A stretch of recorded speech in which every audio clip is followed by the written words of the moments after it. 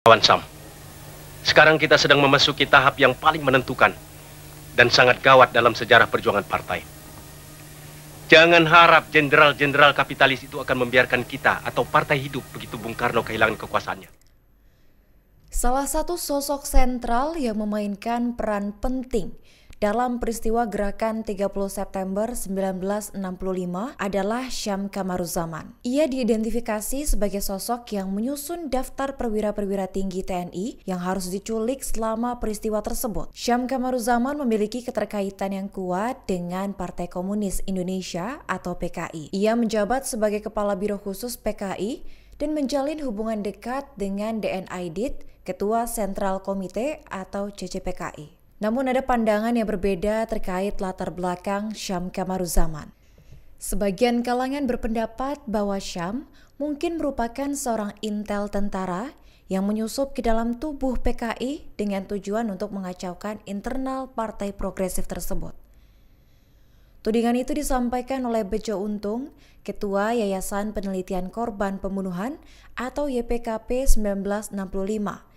Dalam acara bedah buku berkas genosida Indonesia, Mekanika Pembunuhan Massal tahun 1965 hingga 1966 yang disiarkan melalui kanal YouTube Komunitas Bambu. Peristiwa gerakan 30 September tahun 1965 adalah salah satu bagian penting dari sejarah Indonesia, serta keterlibatan Syam Kamaruzaman sebagai tokoh sentral dalam peristiwa tersebut terus menarik perhatian para peneliti dan juga sejarawan. Berbagai sudut pandang dan interpretasi terus muncul untuk memberikan gambaran yang lebih komprehensif mengenai peristiwa bersejarah ini. Bejo menilai Syam Kamaruzaman kemungkinan merupakan intel militer yang disusupkan ke dalam tubuh PKI dan kemudian mengacaukan tubuh partai tersebut. Ia juga menyebutkan bahwa jauh sebelum peristiwa 1 Oktober 1965, Angkatan Darat sudah menyiapkan rencana. Menurutnya, Angkatan Darat menyiapkan propaganda seolah-olah PKI akan melakukan pemberontakan. Bentuk propaganda itu ditunjukkan melalui narasi tentang adanya rapat gelap di dalam PKI serta orang-orang yang berkumpul di malam hari. Bejo menambahkan Angkatan Darat telah menyiapkan orang-orangnya untuk disusupkan ke berbagai tempat, sehingga tampak seolah ada pergerakan dari tubuh PKI. Hal itu menurut Bejo diperkuat dengan kesaksian Syam dalam sidangnya. Syam memberikan kesaksian yang dinilai tidak jelas dan tidak mencerminkan posisi seorang kader PKI. Selain itu, Biro Khusus dalam PKI yang dikepalai oleh Syam Kamaruzaman disebut sebenarnya tidak ada. Bejo menjelaskan bahwa di dalam PKI tidak kenal adanya biro khusus yang diketuai oleh Syam Kamaruzaman dan biro tersebut diyakini hanya akal-akalan Syam semata. Setelah peristiwa G30S, Syam diadili dan menjadi tahanan hingga akhirnya dieksekusi mati pada masa Orde Baru. Syam Kamaruzaman lahir pada 30 April 1924 di Tuban, Jawa Timur. Ia tewas pada 30 September tahun 1986 setelah dieksekusi karena dianggap sebagai dalang peristiwa G30S. Syam adalah keturunan dari pedagang Arab yang menetap di pantai utara Jawa dan sempat mengenyam pendidikan di sekolah agronomi di Surabaya. Syam ini disebut membantu DN Aidit dan MH Lukman melahirkan kembali PKI setelah peristiwa Madiun 1948. Pada tahun 1964, Syam diangkat menjadi Kepala Biro Khusus PKI. Dan di dalam PKI, hanya Aidit dan beberapa anggota senior partai yang mengetahui keberadaan Biro Khusus dan sejumlah langkah diambil untuk menjamin kerahasiaannya. Pada pengadilannya tahun 1967, Syam mengatakan bahwa upayanya untuk merekrut tentara itu dimulai dengan pendekatan ramah.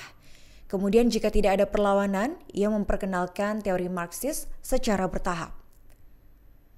Menurut kesaksian Syam pada pertengahan 1965, Biro Khusus PKI di bawah kepemimpinannya telah cukup berhasil menyusup ke militer dan menjalin kontak teratur dengan ratusan perwira. Situasi di Indonesia saat itu sangat tegang. Dengan inflasi merajalela dan beredar rumor adanya daftar kematian yang disusun baik oleh kalangan komunis maupun non-komunis. menjelang Hari Angkatan Bersenjata pada 5 Oktober 1965. Ketika banyak pasukan bergerak menuju ibu kota, banyak pihak menduga akan terjadi kudeta. Pemimpin PKI DN Aidit meminta Syam untuk memanfaatkan jaringannya guna memastikan kebenaran rumor tersebut.